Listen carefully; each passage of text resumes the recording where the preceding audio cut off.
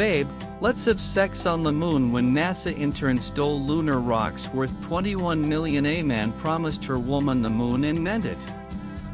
23 years ago, in July 2002, a NASA intern, Thad Roberts, and his accomplices, including his ex-girlfriend, pulled off an out-of-this-world heist by stealing 17 pounds of moon rocks worth $21 million. According to the FBI, Roberts, then 24, went to great lengths to carry out the dead-of-the-night burglary. He rewrote security cameras, wore neoprene bodysuits, and managed to get authentic badges of NASA to steal 17 pounds of moon rocks and a meteorite from Houston's Johnson Space Center. Priceless samples from every Apollo mission, locked in a 600-pound safe, reported People. Roberts, then a 24-year-old whiz kid with a triple degree in physics, geology, and geophysics from the University of Utah, arrived at NASA for an internship.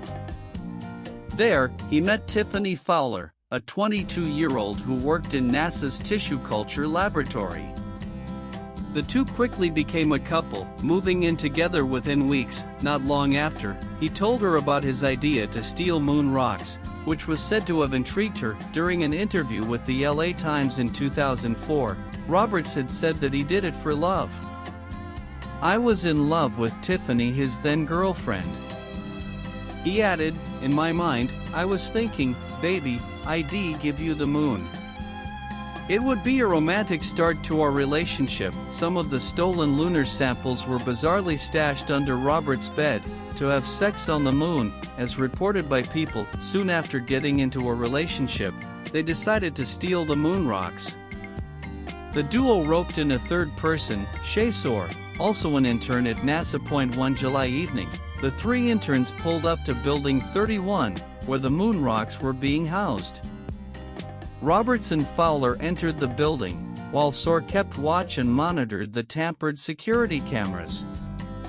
Wearing neoprene bodysuits, the couple made their way to the airless room and escaped with a safe containing the moon rocks, which they later cracked open using a power saw. Additionally, Roberts placed moon rocks beneath the bed covers, later claiming the couple had sex on the moon as a symbolic gesture. "I took some of the moon rocks and placed them underneath the blanket on the bed. I never said anything but I'm sure she could feel it," he told CBS News in 2012.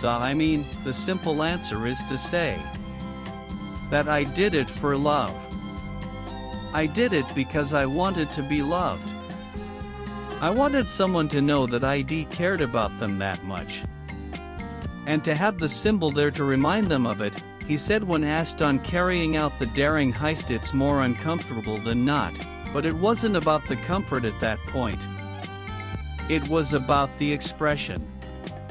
And no one had ever had sex on the moon before.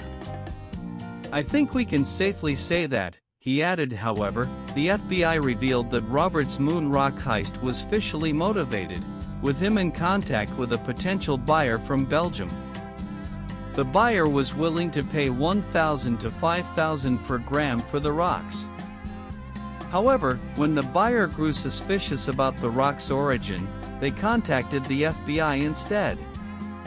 This led to an undercover operation that ultimately caught Roberts and his accomplices. Roberts pleaded guilty in 2002 to stealing moon rocks. He also admitted to stealing dinosaur bones and fossils from the Natural History Museum in Salt Lake City while he was attending the University of Utah.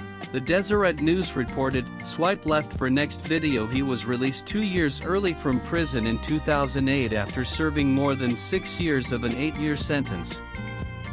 Fowler and Soar pleaded guilty and were given 180 days of house arrest, 150 hours of community service, a 3-year prohibition, and ordered to pay more than $9,000 in restitution to NASA. Roberts and Fowler reportedly never met again after being caught and jailed.